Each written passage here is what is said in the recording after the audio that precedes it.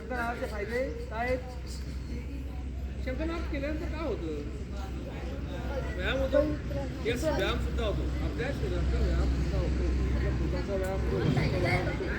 अजून जवळपासचा परिसर कसा होतो? शुद्ध प्रसन्न होतो.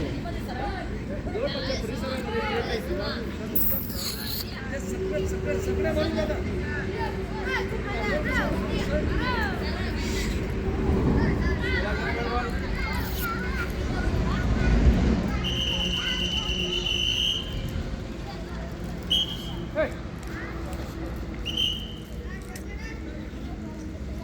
त्यासाठी रोज शंकरात केला पाहिजे. आपला स्वतःचा शरीराचा व्यायाम पण होतो.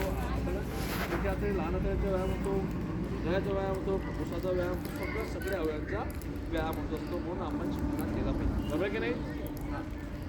जर समजा तुम्ही जर शंकर कोणाकडे असेल, तुमच्याकडे कोणाकडे असेल, घरी आहे का कोणाकडे शंकर नाही?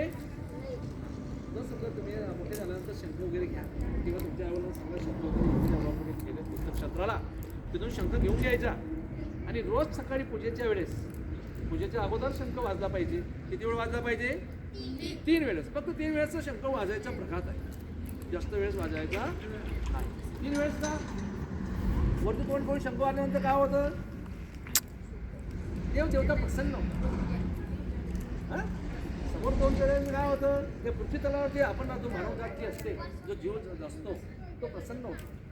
आणि खाली तोंड करून शंख वाजल्यानंतर काय होतं?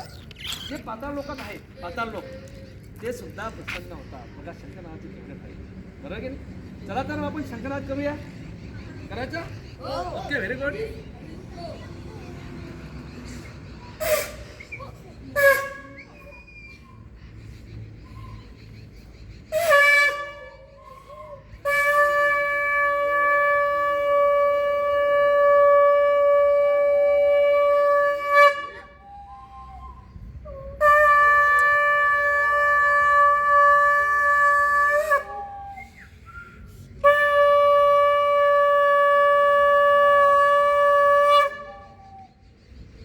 झालेला आहे.